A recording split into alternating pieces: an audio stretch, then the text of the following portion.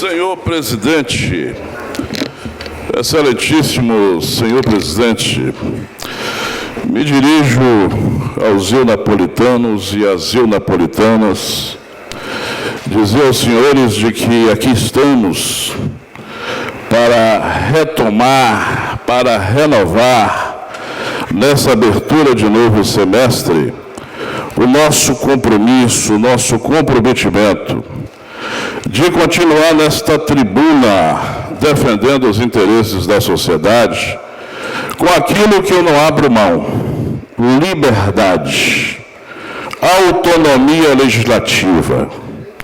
Essa tribuna é um lugar apropriado para que a gente possa aqui discutir os problemas da sociedade. E eu vejo aqui um momento oportuno para que a gente possa discutir alguns desses problemas. Vejo aqui a presença de secretários municipais. Quero aqui destacar a presença do secretário Pedro Bonomo, de Governo, secretário de Meio Ambiente, Dr. Pedro Vailã, secretário de Finanças, Alessio Vian, Margot, secretária de Desenvolvimento Social, secretário de Governo, Lourenço. E eu quero dizer aos senhores de que, sem tensionar o ambiente, sem aqui tensionar o ambiente, é preciso que a gente discuta com esses secretários aquilo que, ao longo dos meses, a gente já vem debatendo, o vereador Arthur, o vereador Jurandir, na tribuna da casa. Mas antes eu quero aqui fazer menção à fala do vereador que me antecedeu, colega que eu tenho estima e extremo respeito. Faço referência à presença do colega Dr. Fabrício Frieber, ex-vereador, colega criminalista, advogado, membro da nossa subseção, do Dr. Anderson, do Pacheco, Peixotinho, os colegas da nossa subseção. Mas fazer aqui lembrança, colegas, a uma frase de um ministro que eu gosto muito, um dos melhores ministros do Supremo Tribunal Federal, que foi o ministro Aires Brito. Para mim, o melhor ministro da história do Supremo Tribunal Federal. E ele disse o seguinte: quando falta razão, o silêncio acusa o golpe. Talvez, vereador, colega doutor Querubino, o silêncio do Executivo, em razão dessa denúncia grave, essa é, companheiro Ramos, sem sombra de dúvidas, uma denúncia extremamente grave, digna de apuração, de abertura de inquérito lá na delegacia de polícia, de abertura também de inquérito civil lá no Ministério Público, inquérito criminal, inquérito civil, para apurar se esse fato houve ou não no regional. Mas se o Executivo ficou em silêncio, certamente o silêncio é em detrimento da ausência de razão. Quando falta razão, o silêncio acusa o golpe. Quanto à questão da imprensa, eu entendo de que é necessário que a gente coloque um contrapeso nessa relação. O Executivo, às vezes, é muito arbitrário.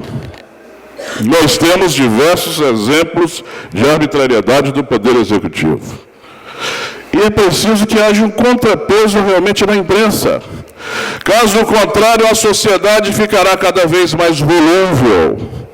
A sociedade ficará cada vez mais vulnerável.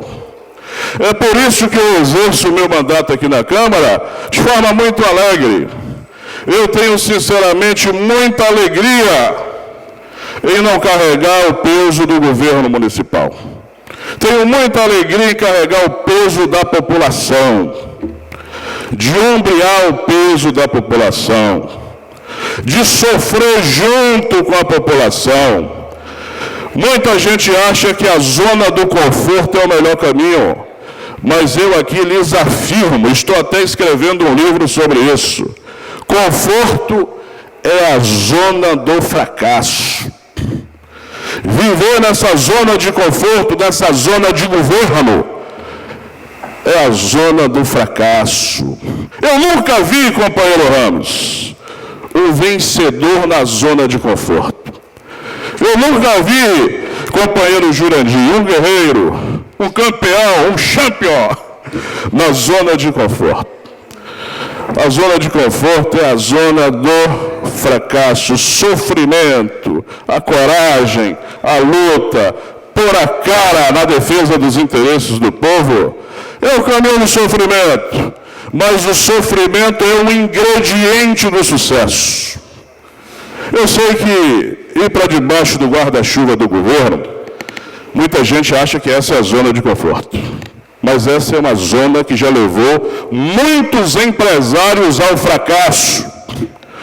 Conheço muitos em Porto Seguro, em Cabralha, em Eunápolis, que pularam debaixo do guarda-chuva da suposta zona de conforto e se deram muito mal. Continuarei aqui firme, aparentemente isolado, mas sinceramente muito à vontade, porque ao meu lado há uma energia positiva muito grande. Recentemente, senhores vereadores, sobre os atos arbitrários do Executivo, tivemos essa situação, secretário Pedro Vaillant, envolvendo os locutores de porta de loja, pelo amor de Deus. Apreender o som do gatuço, do palhaço lá da porta de loja. Isso não pode ser medida de governo. São profissionais que trazem um movimento interessante para a nossa economia. Houve, no primeiro momento, a notificação do Executivo. Houve até um embate com o vereador Arthur, uma informação de que não partiu do Executivo. No primeiro momento, partiu do Executivo. Tanto assim que nós fomos à Secretaria de Meio Ambiente discutir com o secretário Pedro Vaillant, que foi extremamente solícito, respeitoso, agiu com extrema diplomacia, com espírito republicano, algo que falta no ambiente político. Aqui não tem negócio de oposição à situação, somos todos eunapolitanos. O governo tem que me ouvir. O governo tem que ouvir o Arthur, tem que ouvir o Jurandir, tem que ouvir o Ramos, companheiro Lourenço. Conforme eu disse, quero cumprimentá-lo, sem nenhum tensionamento.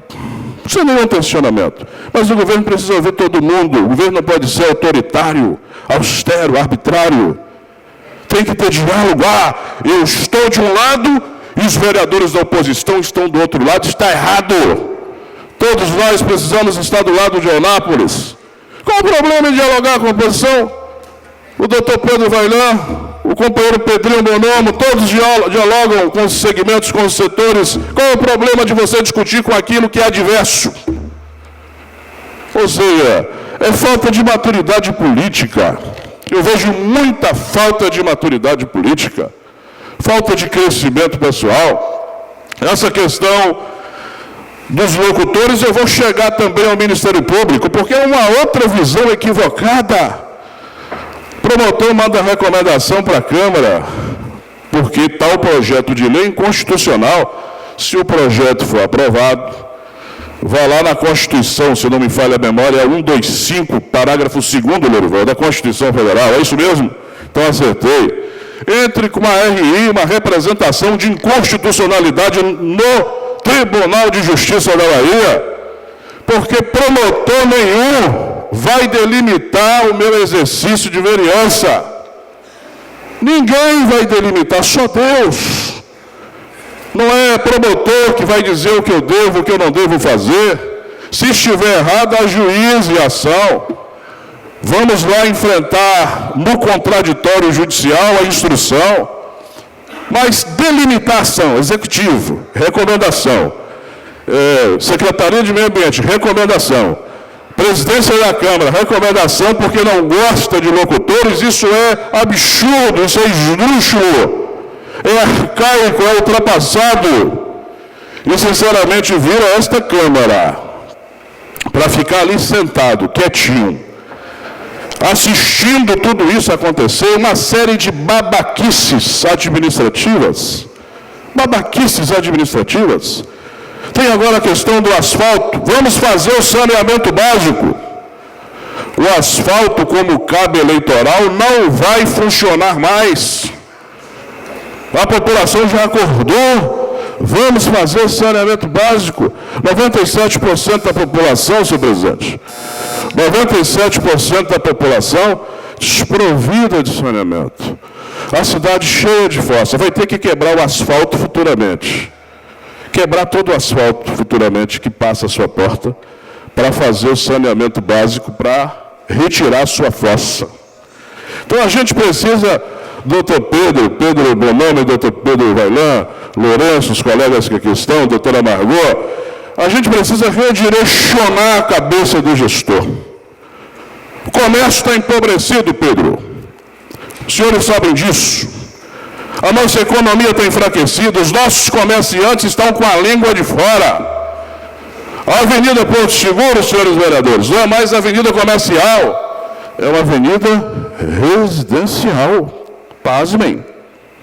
As lojas importantes nas esquinas, nos cruzamentos, lojas grandes, fechadas, com a placa aluga-se.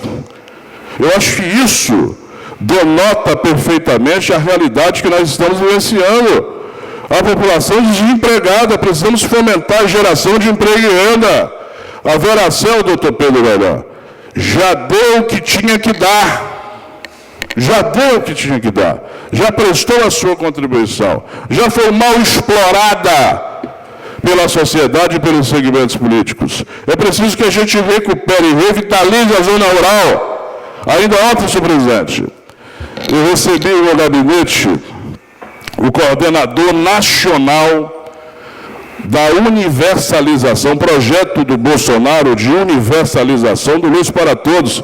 E eu estava ali defendendo, senhor presidente, o assessor do prefeito, se ele estiver fazendo referência à minha pessoa, é preciso que Vossa Excelência rechace esse tipo de atitude.